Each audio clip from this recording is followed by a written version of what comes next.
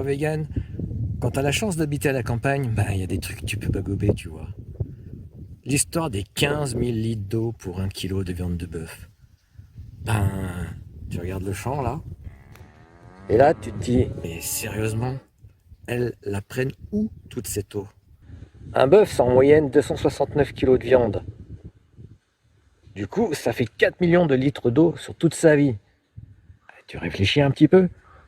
Pour toutes ces vaches là, il faudrait une piscine olympique. T'as cru qu'elles avaient piscine le mercredi? Ou Thalasso? Non mais réfléchis un petit peu. Non, c'est du grand n'importe quoi.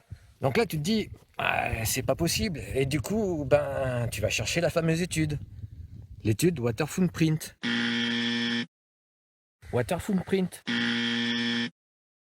D'où sortent ces chiffres. Et là, qu'est-ce que tu découvres?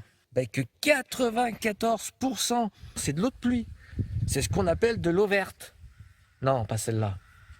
Ce qui compte, c'est l'eau bleue d'irrigation qui est captée, celle-là, et l'eau grise polluée pendant la production, pour le rinçage des végétaux par exemple. Ben, du coup, il suffirait de mettre un parapluie pour chaque vache pour faire diminuer la consommation d'eau. Ben ouais, c'est con, hein. Mais pas plus con que de compter l'eau qui tombe même si les vaches ne sont pas là, non? Ben ouais, quand on lit une étude, ben, il faut bien les lire. C'est comme ceux qui disent que dans ces 15 000 litres d'eau, il n'y a pas la nourriture. Ben si, raté. Alors du coup, quand on regarde un peu plus loin dans cette même étude, tiens, qu'est-ce qu'on remarque? Il ne faudrait plus que 1000 litres d'eau pour 1 kilo de bœuf. Bon, c'est déjà énorme là, hein.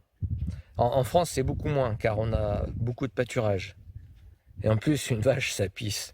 Et même pas mal, contrairement aux végétaux. T'as cru qu'elle faisait de la rétention d'eau? Quand tu continues à lire, il y a beaucoup de produits que tu consommes et qui ont une consommation en eau identique, voire plus importante.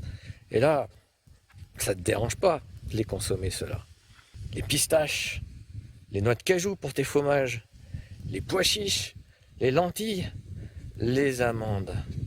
Tiens, d'ailleurs, on va aller regarder tes fameux jus de végétaux pour voir ce que ça donne. C'est pas brillant, hein? Tu vois, le lait, eh bien, il consomme moins d'eau que tes laits végétaux. Et encore, j'ai sous-estimé la consommation d'eau du lait d'amande.